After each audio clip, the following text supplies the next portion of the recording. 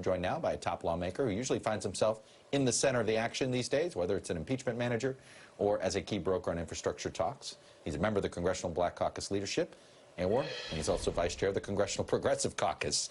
He's Congressman Joe Neguse, a Democrat from Colorado representing Boulder and then some. Congressman, it's good to see you, sir. Good to see you, Chuck. Let me start with sort of where we're headed here on a vote for Build Back Better in the House.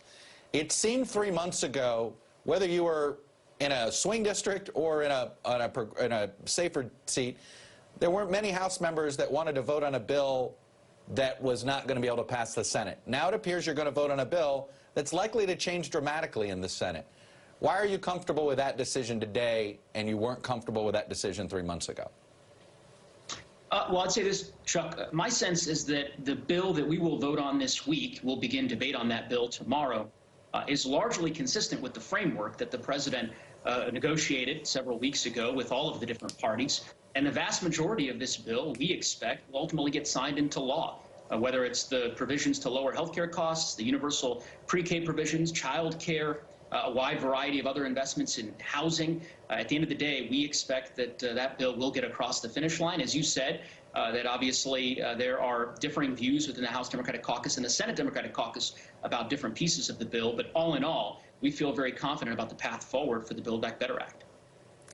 Look, I understand you want to paper over that, hey, we are going to agree on 85%. I get it. But the 15% or the 10% is pretty significant. Paid leave, it's in one bill. It's likely not going to be in any other. How comfortable are you going to be explaining that to your constituents? Look, I think legislating is tough, right, Chuck? It's complex. It can be a bit convoluted. We are a big tent caucus and a big tent party, which means we all have a wide variety of beliefs and a robust debate about the best path forward on consequential challenges that we face in matters of public policy. That included infrastructure. That obviously includes some of the items that you mentioned. I have every expectation at the end of the day, the bill we pass will be transformational, and it will include a lot of investments that are really important for the American people. Chuck, you are a father like me, I know. My wife and I have a 3-year-old daughter, and we are blessed enough to be able to send her to preschool. But not every Colorado family is able to do the same. Under the Build Back Better Act, universal pre-K will be a reality for every single 3- and 4-year-old in our country. So there's a lot to be excited about in this bill, and I'm really excited about the momentum building for the president's agenda. You know, you have an interesting district. It's not if people know the history of Colorado's 2nd congressional district, it's not just Boulder. You've got Boulder, you've got Fort Collins, which means that while, yes, you have some progressive cities that are college towns, you also have some rural parts that are quite conservative. Not enough to make it a swing district, but enough for you to get a taste of the polarized dynamic. Are you concerned that the Democratic Party is perceived as too far to the left, to the sort of middle-of-the-road voter?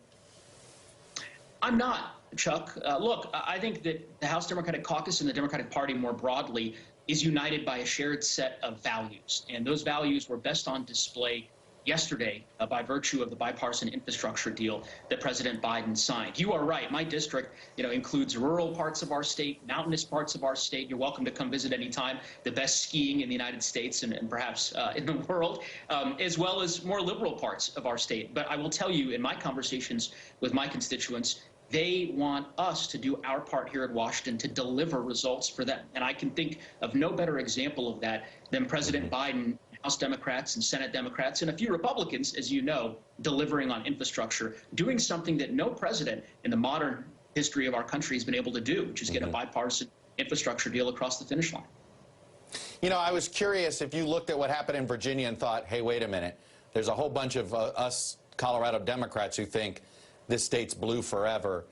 Is Virginia, should it be a wake-up call to Colorado Democrats that, hey, just because it's trending blue, there's still a strong independent voter that can bite back here? Yeah, well, look, as you know, Chuck, you've been following a long time in Colorado.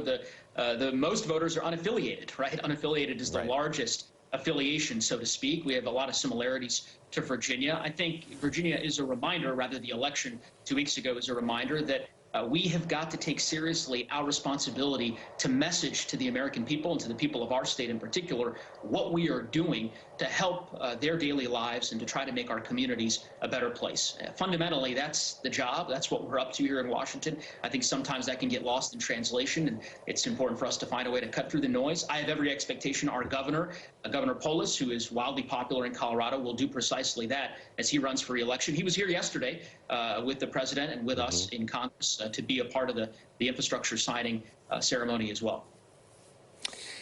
Do you think it's enough to say when it comes to inflation, and look, I empathize here with current elected lawmakers, there's not a lot of things that can be done on inflation quickly unless you do things radically, raise taxes, raise interest rates, things like that.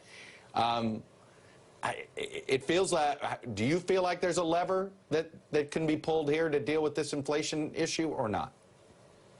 I think that's a fair question, Chuck. My sense is that the tools that would have the most dramatic or pronounced impact on inflation ultimately are tools that are at the Federal Reserve's disposal, right? I mean, at the end of the day, decisions on interest rates, for example, are going to have a far more pronounced impact than a particular piece of legislation that the Congress might pursue. And the administration, my understanding, is looking at a number of different short-term solutions. Obviously, alleviating the supply chain challenges is an important one. All that being said, I do think Americans fundamentally care about Congress stepping in and addressing high costs for the goods and the products and the services that they're acquiring every day. And Build Back Better will help ultimately in cutting the costs for pharmaceutical, prescription drugs, for child care, for home health care, a wide swath of the American economy. So I'm pretty excited about our ability to do that, and I think it will resonate with the American people.